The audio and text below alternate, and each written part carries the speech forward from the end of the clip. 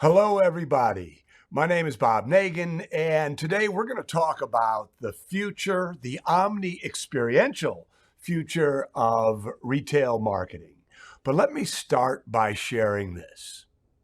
There's bad news and there's good news. And the bad news is that the pandemic has changed everything for small to mid-size independent retailers. The good news is the pandemic has changed everything for small to mid-size independent retailers. So the bad news, the world has changed and it's never going back. So if you're one of these retailers who is hoping that things will go back to what they were before the pandemic started, I don't know how else to say it, but you're in a world of hurt. The world has changed irrevocably and it's never going back. And today is going to be an exploration not of what things were, but what things are going to be. But the good news is, if you are willing to change, if you are willing to embrace this new omni-experiential future, the future has never, ever, ever, can I mention that again, ever been brighter. Truly, I believe, and this is what I do for a living. I live and breathe the world of independent retailers like you. I don't believe there has ever been a better time to be an independent retailer. I believe that we are moving into a new golden age of local retail. I know that sounds big, doesn't it? But I firmly believe it. And today we're going to explore what that means. We're going to explore how to think about it. You see, because if you understand how to think about it, you'll be better equipped to deal with it. So what I'm seeing also is this idea of acceleration. And what do I mean by that?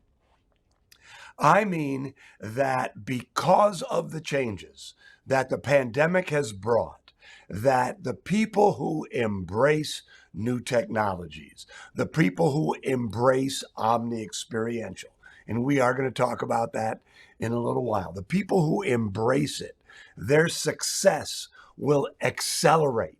That if you are the kind of retailer who grabs this tiger by the tail and holds on and has fun on the ride, you will become much more successful, much more quickly. You will have much more fun. You will make much more money. Everything about it will be really, really awesome. So there's an acceleration of success.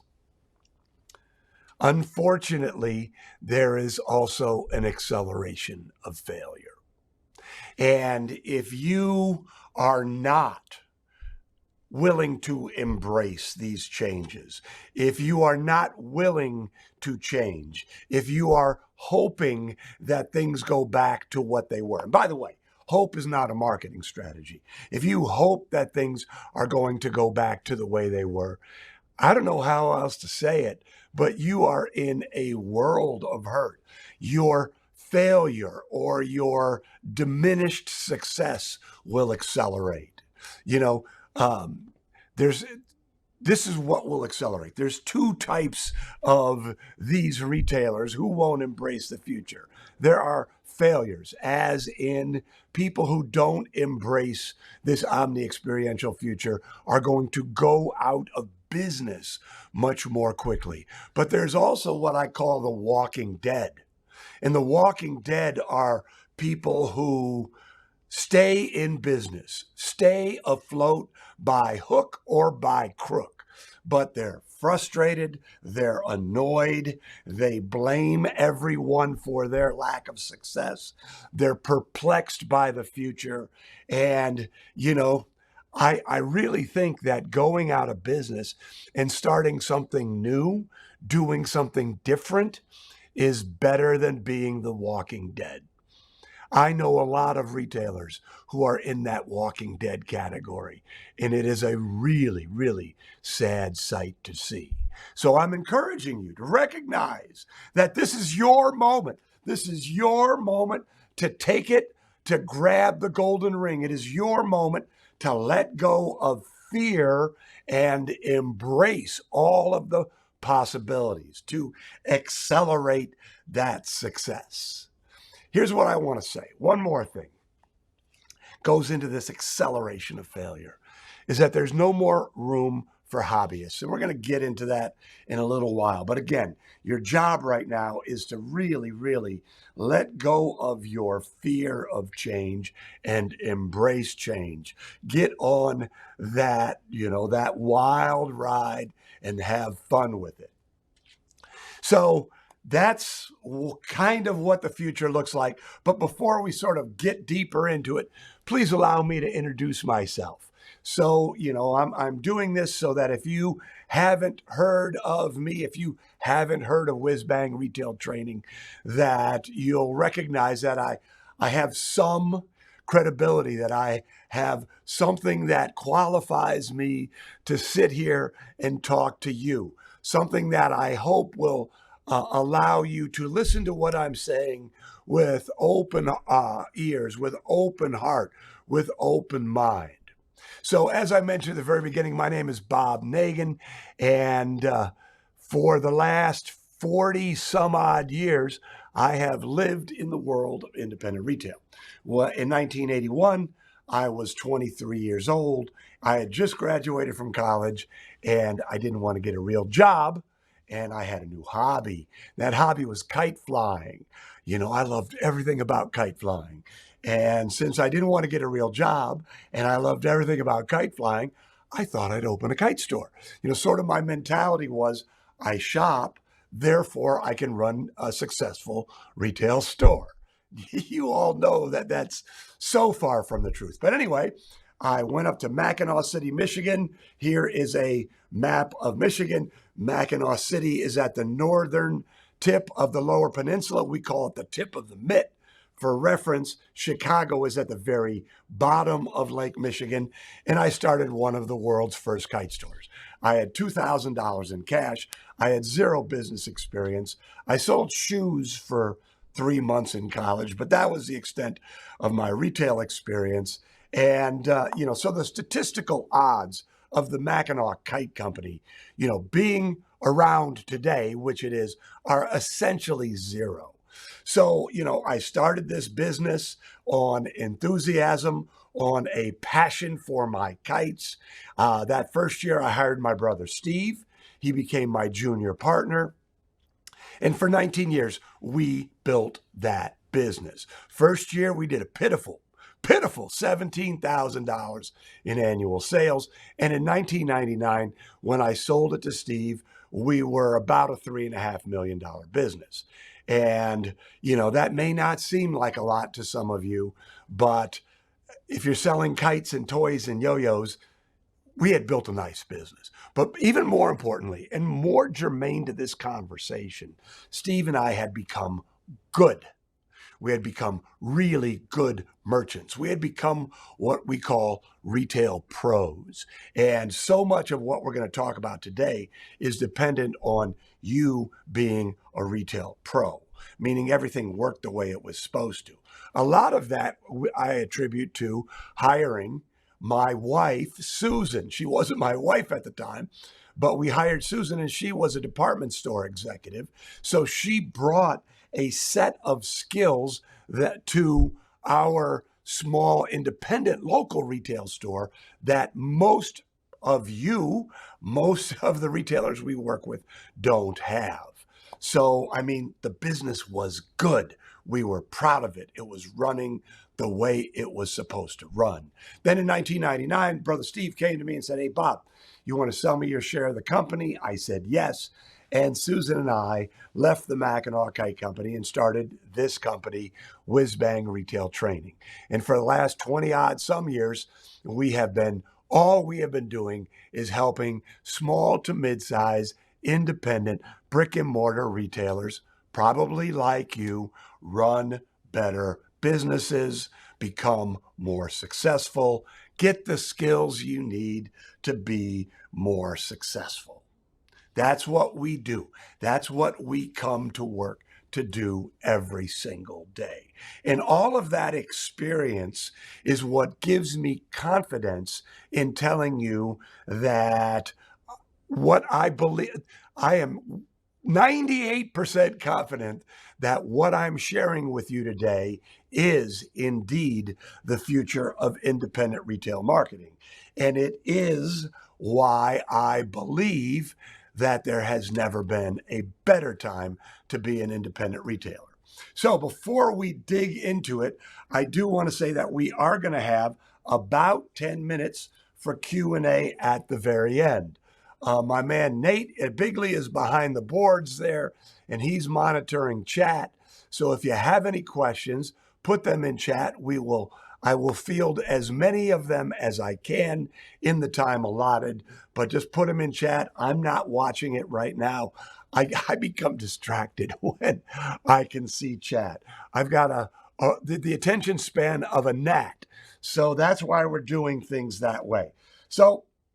But let's talk about this.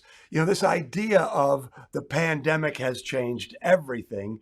And so what needs to happen right now is now is the time for a reset.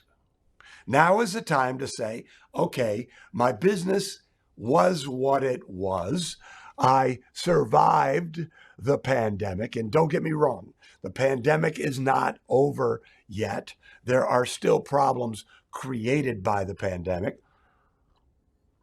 But for the sake of this conversation, let's use the assumption that the pandemic will be over, that life is returning to normal, and that it is time for a reset. It is time for you to look at the future through a different lens.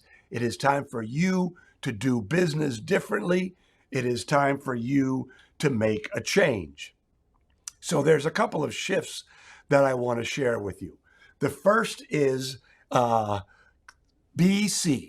before coronavirus. Before coronavirus, we focused on customer service, right? The name of the game was to drive people into the store and serve them well and get them to buy things, right? But it was really focused on in-store service. That was BC, but before coronavirus. AC, after coronavirus, now it's about the customer experience. Recognize this, or better yet, think about your experience as a consumer. You are used to convenience. You are used to all of these new things. Let me share an example of a new world for you. Recently, my son Joe was going to cook us a couple of briskets on our smoker, and we needed lump charcoal. I called my local independent retailer, and they were closed. Grr. But what I did was I went online and I ordered lump charcoal for curbside pickup from Tractor Supply Company, right? I ordered online, picked up curbside. That is an example of the customer experience. I know some of you are using Facebook Live to sell. You see, all of these things, some of you are doing clienteling. Some of you are doing all of these different things that your customers have, the different ways your customers have learned to experience your business.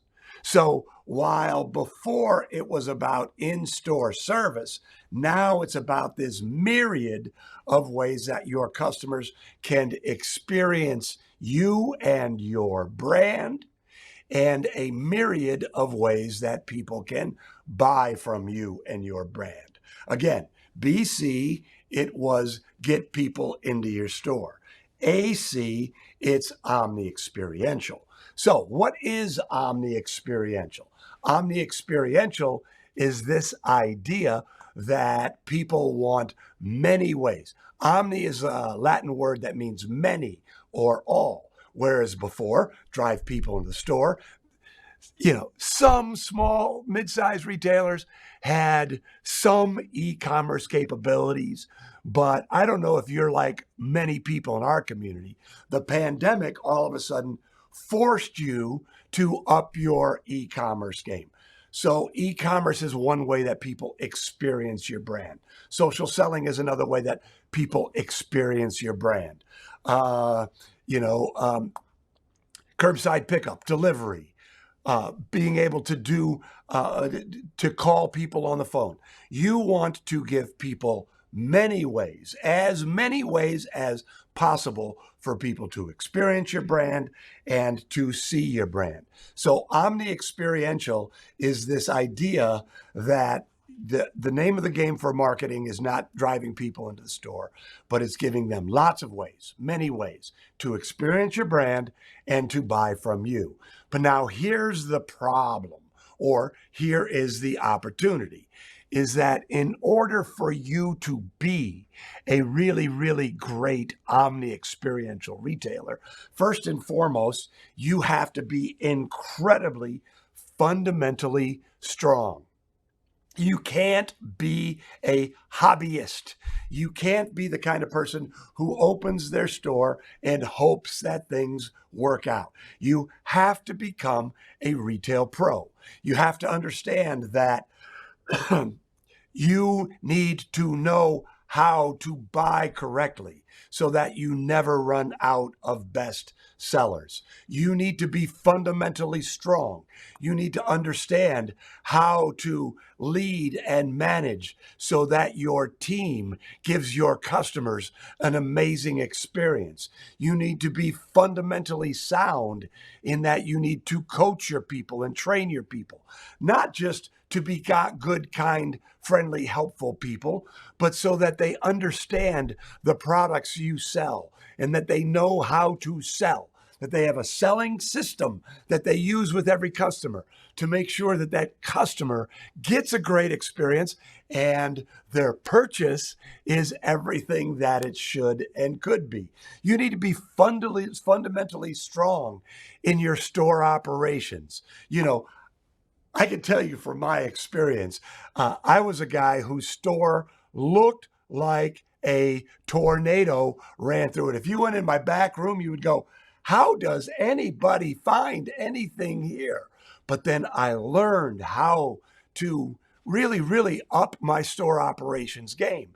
And when I upped my store operations game, all of a sudden, my employees were much, much, much better at giving, they were much more efficient. Everything was easier. There was a lot less stress, and they were giving our customers a much better experience. So there's this idea that you can't be a rookie. You can't be a hobbyist. It's not about hope. It's about the understanding that you need to be a really, really, really great merchant. Say that again. You have to be a really, really great merchant. This is no longer just about you going to the show and buying stuff. This is about you understanding that you are a retail professional, no matter what the size, whether you're a 3-person store or a 3,000-person organization, that you are a retail professional, that you're treating this like a craft, that you are becoming better every day, that you are developing the skills that you need to survive and thrive in this omni-experiential future. So you have to be fundamentally strong. You have to also understand that you are responsible for your traffic and your sales. So when we talk about marketing, recognize that you becoming a better marketer, that you developing those skills are what allow you to generate traffic, that allow you to build your business. So many people come to me and they say, Bob, my sales aren't what they should be. I'm not getting people into the store. And my question to them is always, what are you doing for marketing? And usually they look at me and they give me a little of this and a little of that and a little of this. And what their reply tells me is that they aren't really marketers. They're engaging in a little bit of marketing, but what I'm talking about here when I'm saying you're responsible for your traffic and your sales is the recognition that that marketing is a process. In fact, we teach something called the retail marketing system. And it's not a collection of ideas. It's not a collection of promotions. It's a holistic approach to getting new customers, to keeping new customers, and to getting them into your store more often. It's about developing a skill set. It's about developing strategies. It's about executing at a really, really high level. And again, you don't have to be a big organization with lots and lots of resources to do this. You just have to have the desire to learn how to be a better marketer. So even back here, there are a couple books from my friend Ari WhizBang. And Ari has been the keynote speaker at our Retail Success Summit several times.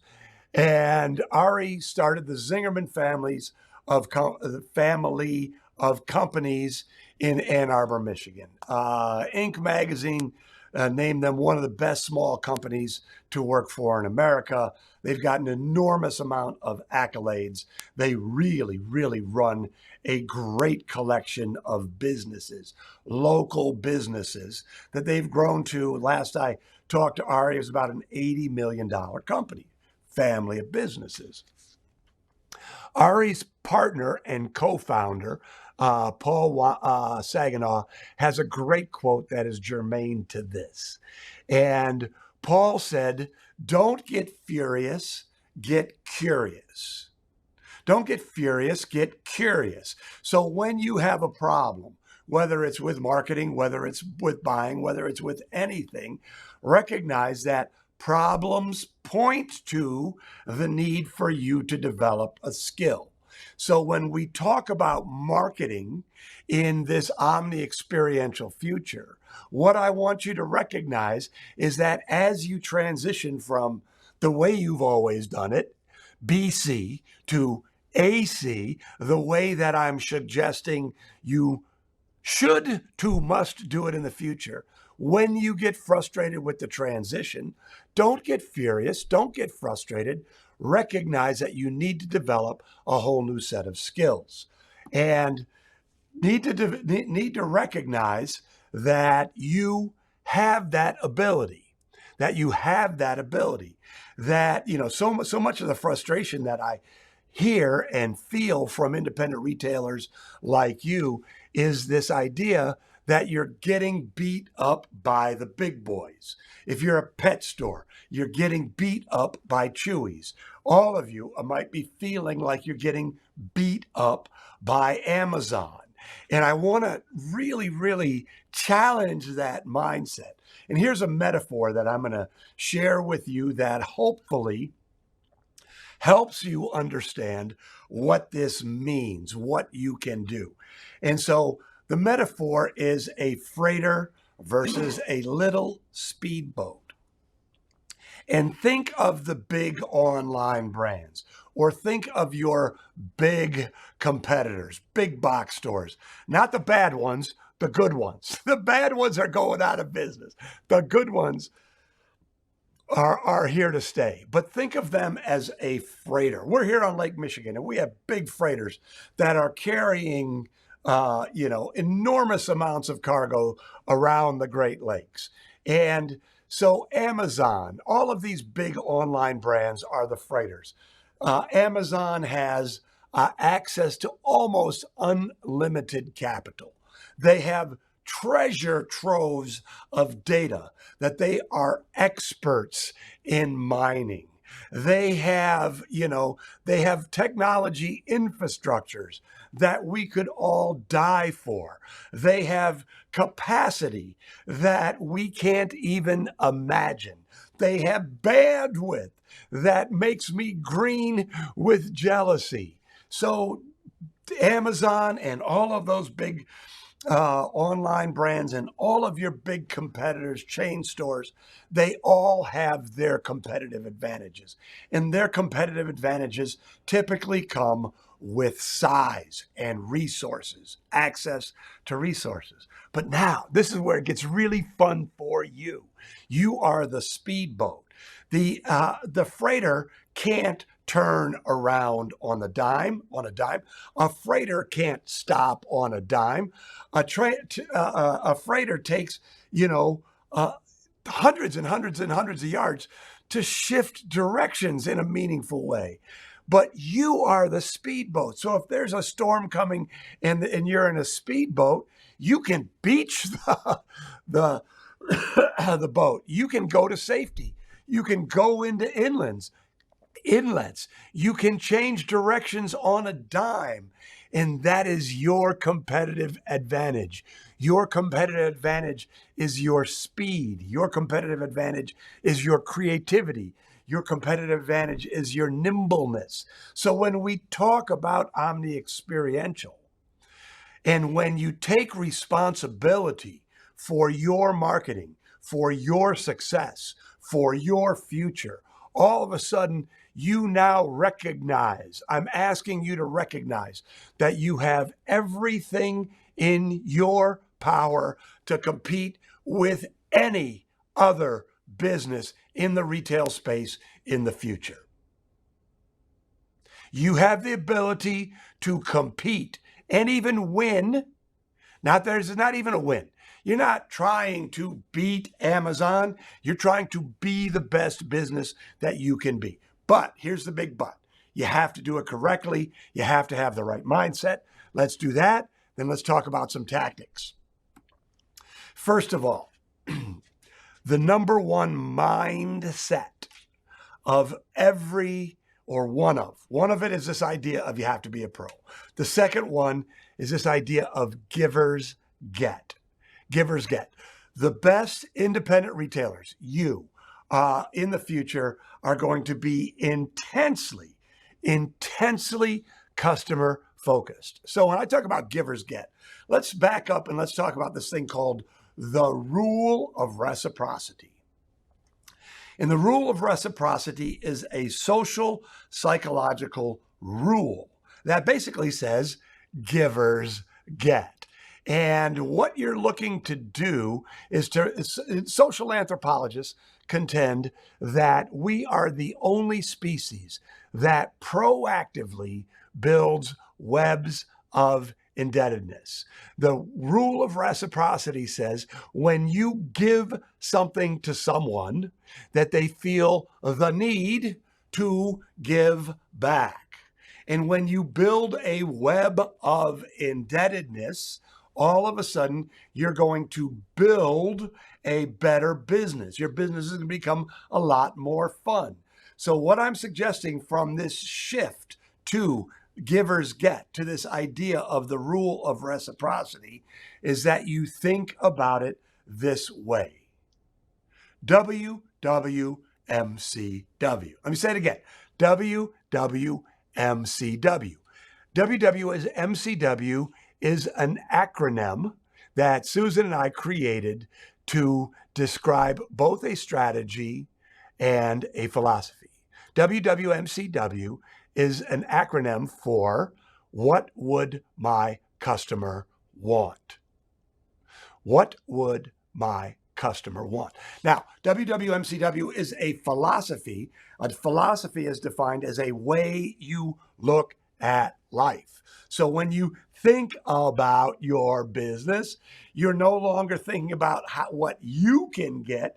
You're now thinking about what you can give. Remember, givers get. So rather than saying, what can I get from my community? You say, what can I give to my community? What can I get from my customers? What can I give to my customers that are going to make them more loyal and spend more often, shop more often with me and spend more money? What can I give to my team members, my crew, my employees that's going to make them more loyal and they're going to give back and reward me by giving my customers a great experience. So this idea of WWMCW, what would my customers want? And then giving that to them is a powerful, powerful, not only philosophy, way of looking at it, but it's also a strategy. And a strategy is defined as where you spend your resources. So when you're thinking WWMCW, you're asking yourself, what would my customer want? And here's a couple of places that this plays out. Your customers are going to want highly trained team members. So when they come into your store, when they go to your website, when they call on the phone, they get somebody who actually knows what they're doing. They get somebody who understands the products you sell, somebody who understands how to upsell, downsell, add on, all of these things that make for a great experience. So you're going to strategically invest in your people, in training. Your strategies are going to reflect themselves in the policies that you have. Do you have customer-friendly policies? What does your return policy look like? Is it a customer-unfriendly policy, or is it a customer-friendly policy? Does it look like you distrust your customers, or does it look like you trust your customers? When you think about your store hours, do you set your store hours based on what you want or the payroll costs that you think are appropriate? Or are you asking yourself, when would my customers want? What do they want? So this idea of WWMCW, if you embrace this and embody this, your customers are going to again respond with loyalty, more transactions. They're going to come in more often. They're going to tell their friends. They're going to spend more money. So that's the foundation. How you look at your business is the foundation of your omni-experiential future. And WWMCW, I'm suggesting to you, is the way that you should approach it. So let's talk about omni-experiential in real life. So if we had a graphic here, which we don't, the old model, BC, would be your customers, and there would be an arrow to your store. So again, we've talked about it several times. Before coronavirus, get people into the store. There might be a circle outside of your store that would represent e-commerce, right? Because you might have had some sort of e-commerce presence. But I know from a lot of experience, and I know that you are Cumulus users, which are, the local independent retailers. I know that small to mid-sized stores before the pandemic rarely had robust e-commerce capabilities. If you did, good for you. But, most people, it was sort of an afterthought. It was primarily about the store. But now let's sort of talk about what omni-experiential looks like. So, and we're going to talk about these tactics in just a minute. But so let's talk about that. So one of the ways that you can allow your customers to experience your brand is live social selling. We'll just use the example of Facebook. So let's say you do a live social selling or a live seminar 3 times a week. So one way that your customers are experiencing your brand is by watching that live session. Now, they can buy on that live session if you have some sort of technology that allows them to buy. That's one way to experience and to buy from your brand. During your live social selling, you can tell people and put in the comments a link to your website and let them buy online, another way for them to go onto your website and experience your brand and buy from you. You can tell them that I lost my train of thought. You can tell them that they can come into the store and try it on or see it later. So one of the things that we know about Omni-Experiential is that every way that people experience your brand reinforces the other ways that they experience your brand, provided that you give them a great experience every way. So a lot of people will watch your Facebook Live because they like to see what you do, but rather than buy it online or rather than buy it during the Facebook Live, they come into your store. So do you see, you're doing one thing and you're giving people many ways to buy. Now, you can take it a step farther. Oh, by the way, I missed something. To promote it, you send out an email. To promote it, you talk about it on social media. And then, this is a case study. One of our clients has 10 stores on the Delaware shore. She does lives 5 days a week. So what she found is that on average, she does $1,000 on her live social selling. And then what does she do? So she lets people buy on that, lets them buy live and buy from social selling up to 3 hours. And then she, meanwhile, after her live session is done, she takes that video, puts it on her website. And on her website, right below the video, she has links to every single one of the products. So do you see how she has taken one thing, a live social selling, something that nobody I know did before the pandemic, but now she's allowing people to experience her brand and to buy from her brand many, many, many different ways. So when you start to think about all of the different ways that people can experience your brand, I'll just give you some examples. They experience your brand when they call you on the phone. They experience your brand when your best customers brag about you, when your best customers become raving fans. They experience your brand when they come into your store. They experience your brand when they go to your website. They experience your brand when they get an email. They experience your brand if they do a local search and you come up. They experience your brand through the content marketing that you engage in. They experience your brand on social media. If you do pop-up shops for the holiday or consumer shows for the holiday, all of these are ways that people are experiencing your brand. And technology has allowed you to increase the number of ways. And as technology accelerates, people will be able to experience your brand in more and more ways. In the more ways that you can let your customers experience your brand, in the more ways that you can let your customers buy from you, the better off you're going to be. I heard of a brand new way for people to experience your brand just last week. One of our clients is having a hard time getting enough help, and we've been working with her, and she's solving that problem. She wasn't furious. She got curious. She had a problem. She's solving it.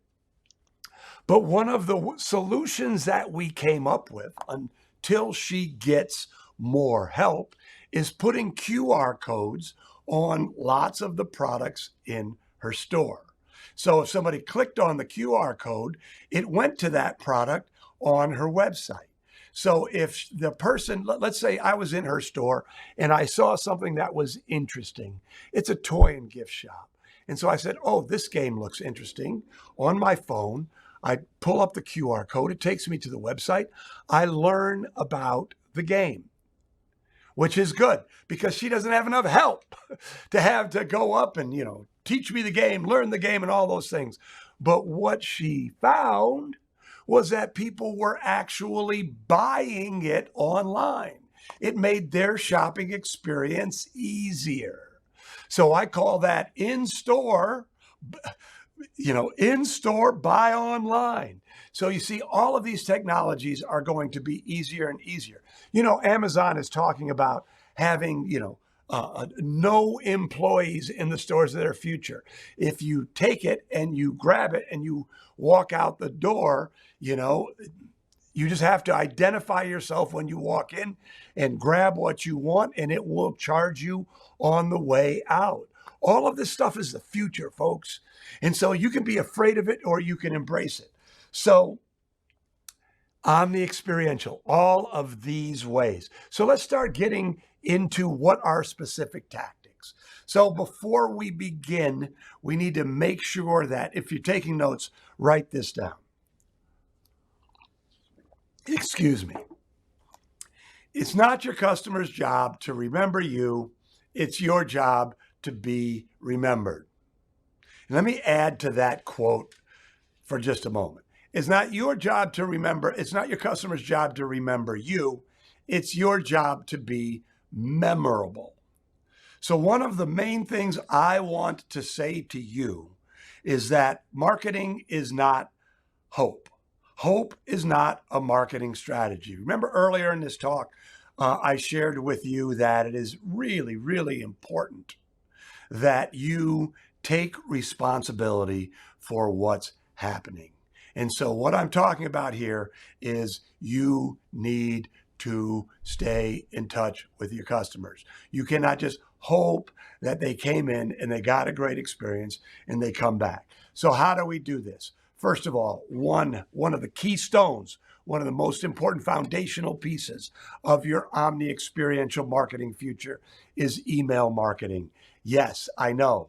Email marketing, you should be. I'm looking at all of you.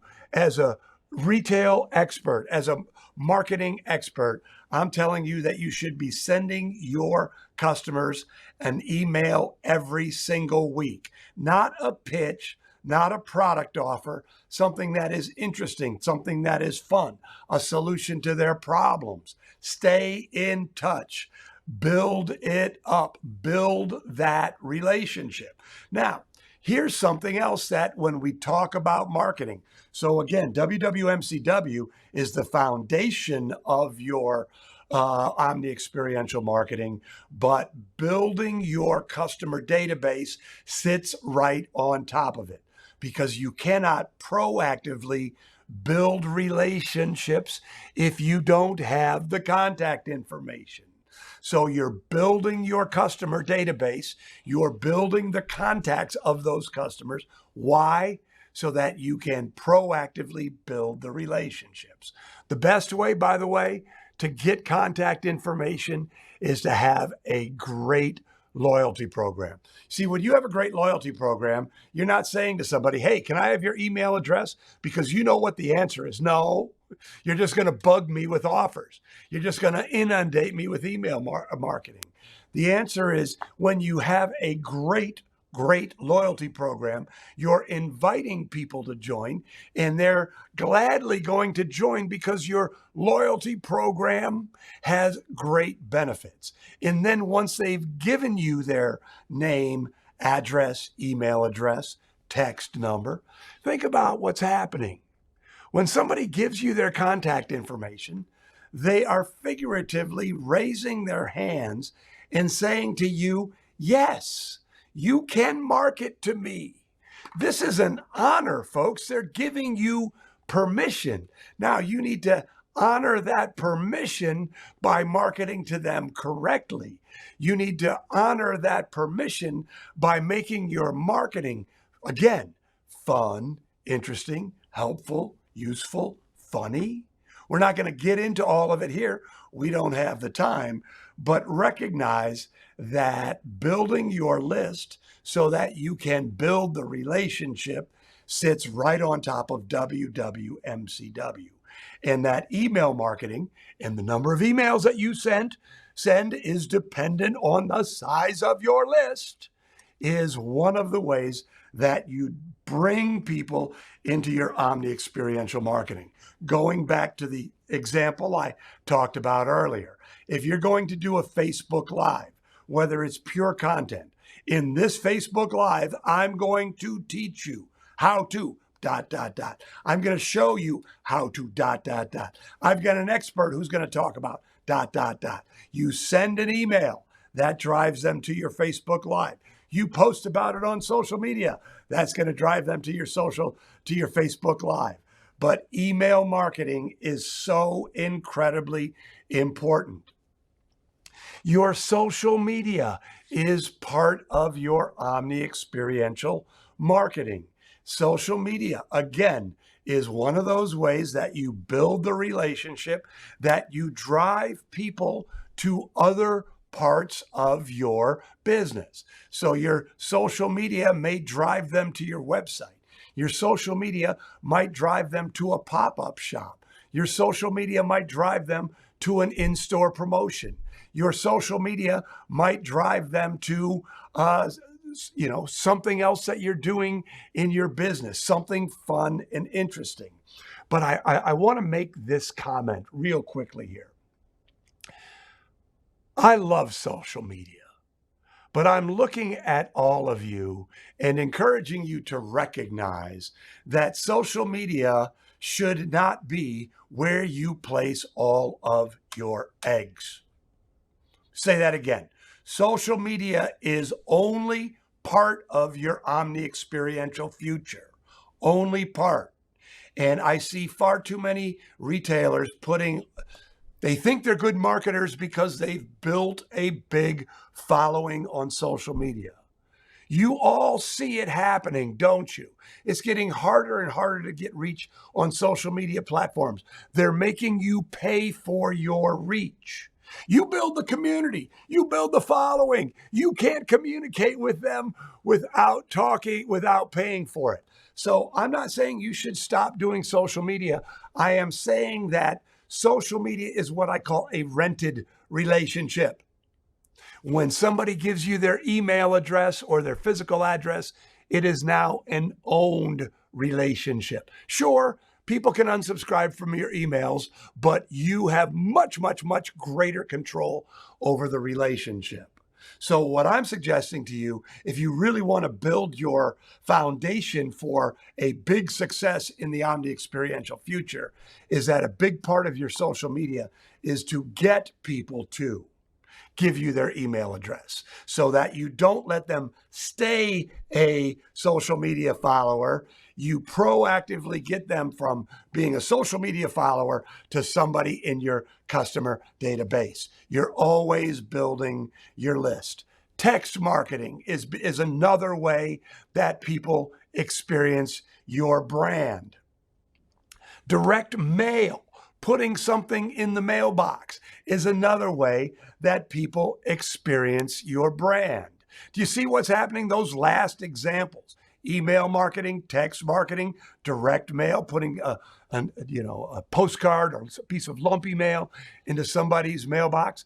These are all dependent on building your list. You're always building your list. Now, let's go back to some of the more traditional in-store promotions. In-store promotions are a great way for you to build your brand. It's a great way for you to build relationships with your customers. It's a great way for you to build sales. Pre-pandemic, it was all about the promotions. I can tell you at the Mackinac Kite Company, we were a promotions-driven company. We had more great promotions than you could shake a stick at. That's how we drove traffic. But we also had our email list. We also had that physical address database. So we were using our database to drive people to in-store promotions. So you see, it's your store, but it's also all of the other things. Your website. What does your website say to your customers? It's another way. Your website is another way that your customers experience your brand, and it's another way that you let them buy from you. Content marketing is, when you give somebody, content is what you tell people. And when you create a YouTube video, that's content. If you create a social media post, that's content. If you write an email, that's content. If you have a blog, that's content. If you have a podcast, that's content. So all of this content marketing technology has let us, as small independent retailers, if we're creative, if we're nimble, it allows us to do all of this really cool, fun stuff that we were never, ever able to do before. And again, what are we doing? We're doing all this fun stuff and all of this really cool stuff that I'm sharing with you. It all reinforces each other. It all reinforces your Omni-Experiential brand. We've been talking a lot about live social media events. If you're not doing Facebook Lives or Instagram Lives right now, I just don't know what to tell you. You should be doing that. And the final tactic I'm going to share with you is something that I think is really, really fun. BC, if you had extra inventory, you typically had a clearance section in your store, or you would do clearance sales a couple times a year. You did a sidewalk sales after the holiday. Very typical, you'd have a clearance sale, store-wide, on sale. Our best clients have Facebook outlet groups. This is really important. They're outlet groups. People have to ask to join. And so then rather than sitting on old merchandise, this outlet group is where they post, basically it's a clearance store, a clearance section on Facebook, but you have to be a group. And so our best clients are now doing a great job of keeping their inventory levels low. Remember, fundamentally sound. Managing your inventory is one of those skills. Keeping their inventory levels low by constantly taking slow movers, putting them into this Facebook outlet group, and then reinvesting that cash in fresh merchandise that's going to sell well on their website or in their store. They're also going to their vendors and buying closeouts specifically for this Facebook outlet group. So they're really building a whole nother revenue stream for their business in this Facebook outlet group. So do you see what I'm asking you to consider? BC, you got a store, maybe you had a website before the coronavirus. Everything's changed. The technology has changed. Your customer has changed. You've changed. Now is the time for you to embrace this future. Now is the time for you to become omni-experiential. So I'm going to take questions here for about 9 minutes, but before I do, I would love to invite you to become part of our community. I would love to have you invite you to go to our website, www.whizbangtraining.com. There's an H in it, and sign up for our tip of the week. You'll get a wonderful tip every Wednesday. Every Sunday, you'll get a video blog post about 10 minutes long called Real Retail TV, done by me. I'd also encourage you to join our Facebook group, WhizBang Retailers. There's 5,200 members. It is relentlessly positive. It is incredibly active. It is a great place for you to come and share and grow. So we would love to help you on your journey to being a better retailer. All right, Nate, questions? No questions. Okay. Well, then, if there's no questions, let me just sort of talk about some other things for a couple minutes here. The holidays this year. The holidays this year are going to be trickier than ever. And now is the time to start working on your omni-experiential game. So if you don't have a website right now, I would encourage you to put up the simplest of websites. The simplest. Go to Shopify, build yourself a website, make sure it has the look and feel of your current website, of your current brand, and just really do what you can to put best sellers on there. So if somebody calls you on the phone and asks you for a recommendation, that you can send them a link, that you can send them a text with a link. I'm encouraging you to recognize that part of Omni-Experiential and this holiday is there is a good chance, if you are watching this, that you are going to have stock issues and that you're going to have employee issues. Getting the right merchandise at the BC, the before coronavirus, where you were able to call up and have people send in what they have. And AC is you're going to have to scramble. And BC, you always would, build your team for the holidays. AC, you need to make your team more efficient.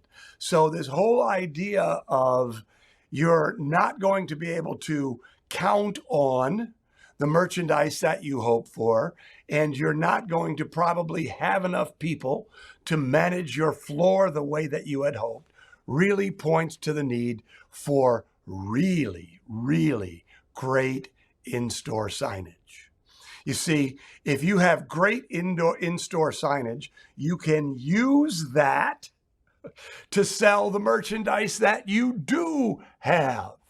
And so all of a sudden, rather than having a store full of merchandise and letting people pick, now you have a store full of merchandise, maybe not all of it exactly what you want, but because of your signage, you are directing people to the merchandise that you know you're going to have.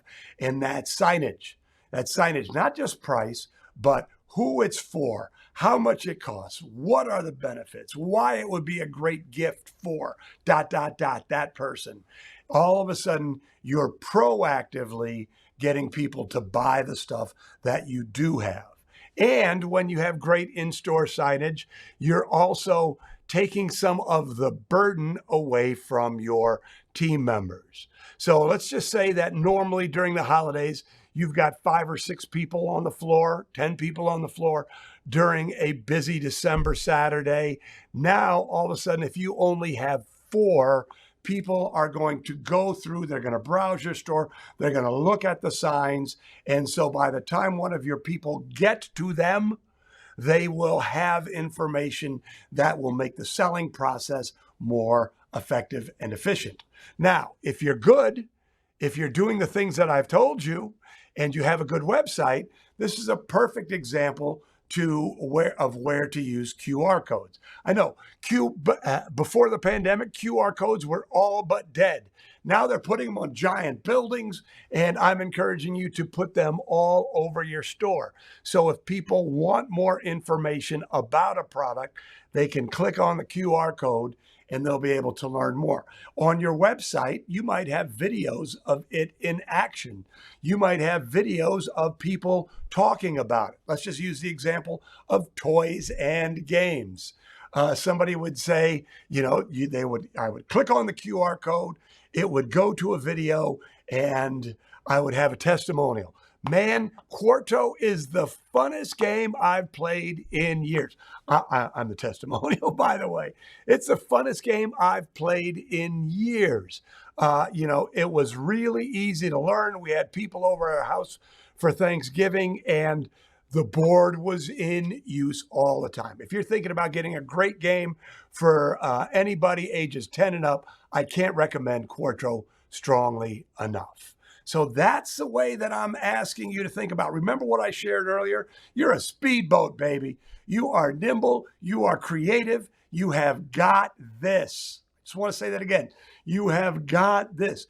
You have come through this pandemic. You are still here. You are watching me here today. You are at the Celerant event. Good for you. Congratulations. But now is the time for you to get out of the pandemic mode. Pandemic mode put us all in a position of fear and hesitancy. And what I'm encouraging you to recognize is that right now is the time for you to embrace your best future. Right now is the time for you to become that kind of omni-experiential retailer.